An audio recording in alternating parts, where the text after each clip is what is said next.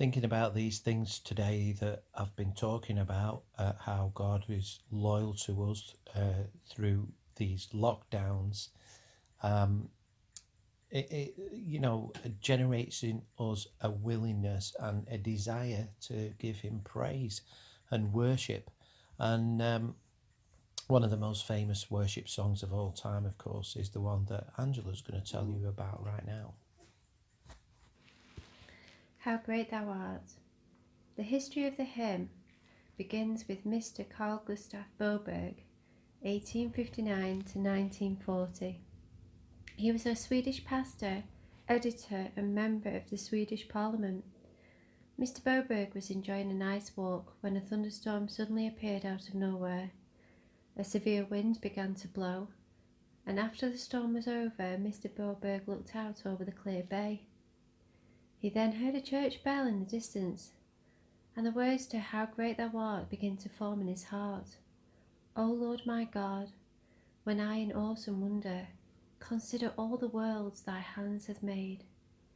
Can you imagine what Boberg felt as he formed these words? Was such calmness after the fierce storm, he could only utter those words of peace. This poem, that's titled O Store Good, or O Great God, was published in 1891 in Witness of the Truth, the weekly newspaper that Boberg edited. It was later translated in German.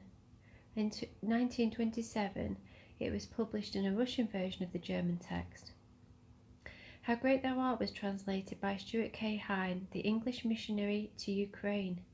He found some version of the Russian text and sang it at an evangelistic meeting with his wife. He then translated the first 3 stanzas into English, which was sung at an evangelistic meeting in England during World War I. He published the first 3 verses in both English and Russian. In 1949, in Grace and Peace, a Russian evangelistic paper which Hine edited.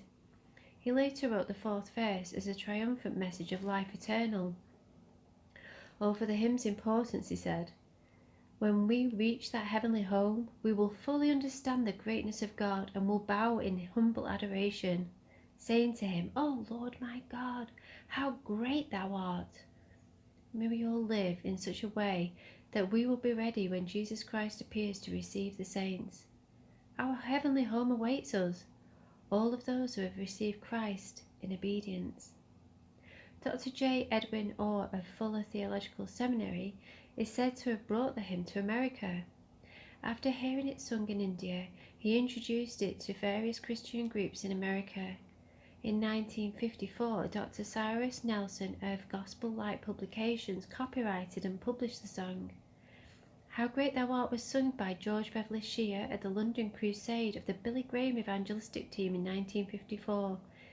He later sang this song over 100 times during a revival in New York at a Billy Graham crusade.